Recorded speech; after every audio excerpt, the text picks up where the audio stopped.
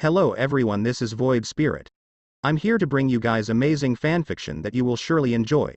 But before we start, please subscribe and like the video for more amazing content. CH92. The Frost Caravans. This chapter is written by Void King. The Frost Caravans of Schnee are located in the southern region of the continent at the fringes of the Demon's territory. It is said that the Frost Caravans were one of the hardest labyrinths to conquer, and multiple people tried to clear it and none of them returned. All those who challenge it were met with the same fate, they'll all died trying to challenge the said labyrinth.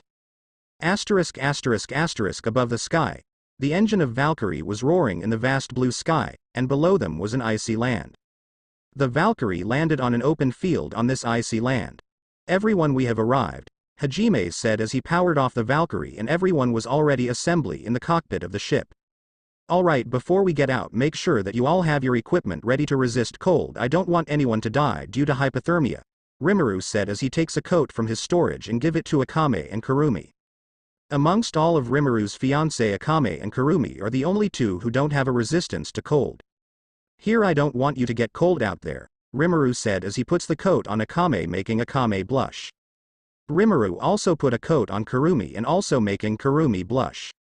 While the three were in their own little world, his other fiancé is looking at them as if they are a predator that is looking at their prey. Rimuru, who noticed his other fiancés looked at him, give them each a kiss so that they won't jealous.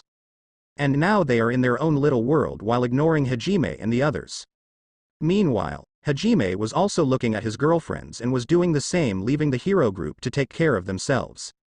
Meanwhile, Yuka was looking at Hajime and his girlfriends and said, "After this, I'll tell him my feelings."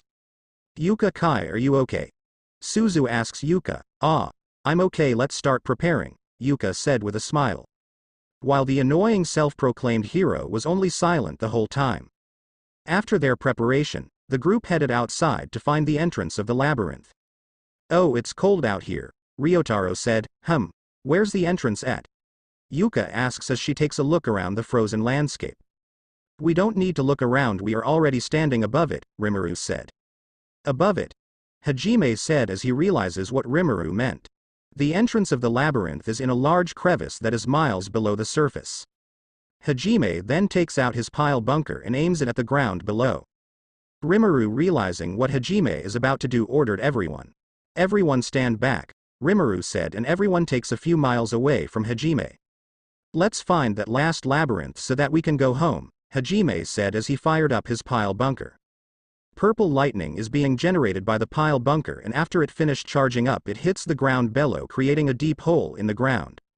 "Alright, let's go in," Hajime said as he jumps into the hole that he created, followed by Rimuru, Shay, Kaori, Shizuku, Yu, Sakura, Akame, Kurumi, Luminous, Shiraori, Tio, Chloe, Seal, and Yuka.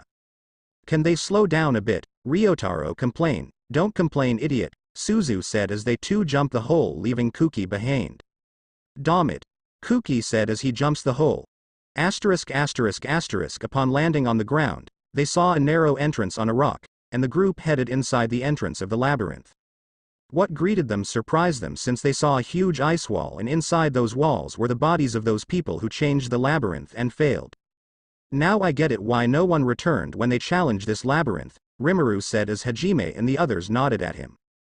"Alright, everyone be ready," Rimuru said as he takes out his katana, and everyone followed him.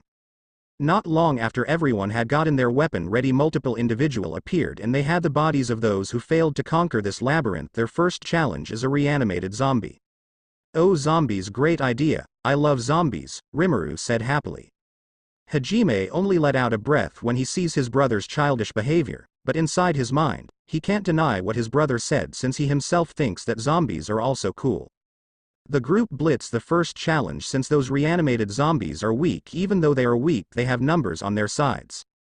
But it's not a problem for the group, since every one of them is a one-man army except for the hero's party, and the only purpose of the zombies is only too tired of those who are challenging the labyrinth. "Alright, let's keep moving forward," Rimuru said, and the group ended up in a room where countless monsters appeared. CH93. Annoying Labyrinth. This chapter is written by Void King. Once the group headed for the next room, they are immediately surrounded by monsters made of ice and snow. DOPAN asterisk DOPAN. The sound of Hajime's revolvers reverberated all over the room while Rimuru and the others are cutting down monsters one after the other. This is annoying. No matter how many we killed, they just keep spawning like in the game, Kaori said. She knows this kind of stuff in-game since she played a lot of games just to get close to Hajime. That's it. The two brothers scream at the same time. What's it? Chloe asks. In the game, there's some sort of a crystal that you have to destroy to finish a level. What are you saying, Rimuru ni? Ask you. Brother was trying to say that there should be a crystal here, hidden somewhere, Hajime replied to you. So we just have to find that crystal, right? Suzu said. Hajime and Rimuru nodded at the same time. Not long after Sakura found the crystal, but it was buried under thick layers of ice. Sakura tried to use magic to melt it, but ice would always regenerate faster than it could melt.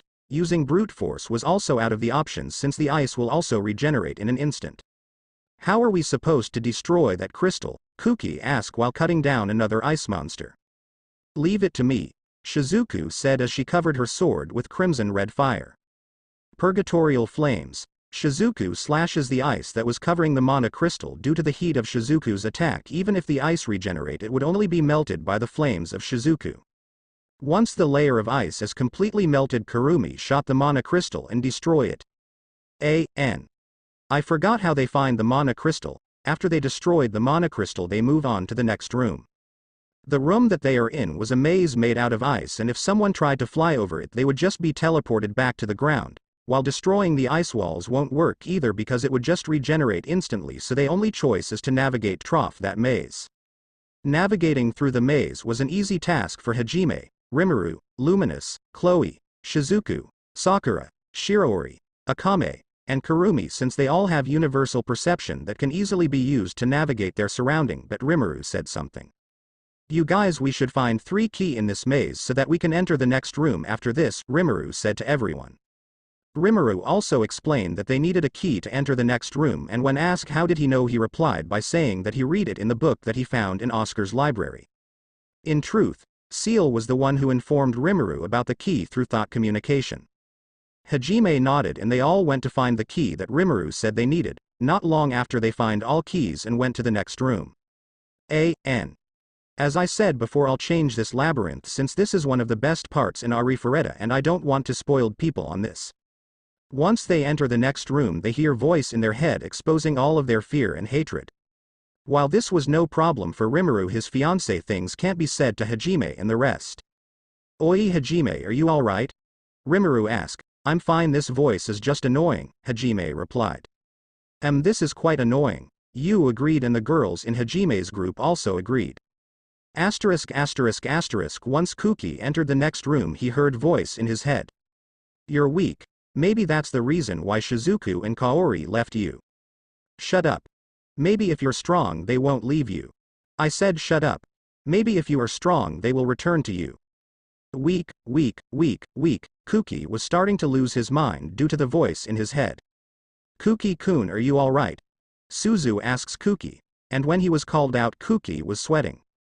I'm fine, he replied after he said that a huge wall of ice appeared again. This time they are all separated by the ice and each of them, and once the formation of the ice is complete, an ice golem appear, each of them having one.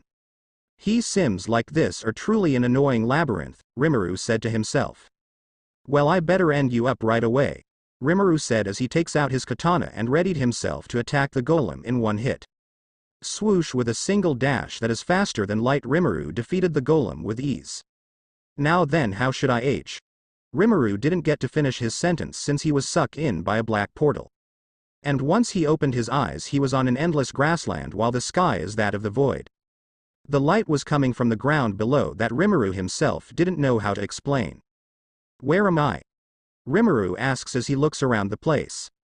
Welcome, chosen one, a voice said behind Rimuru, and once Rimuru looked behind him he saw 2 beings. One was a huge dragon with dark scale with white stars, while the other one was a worm-like monster that had tentacles all over its body. The dragon's name was Veldanava, the first ever true dragon and one of the 2 primordial gods. He rules over the infinite numbers of creation on his throne in the center of all of creation.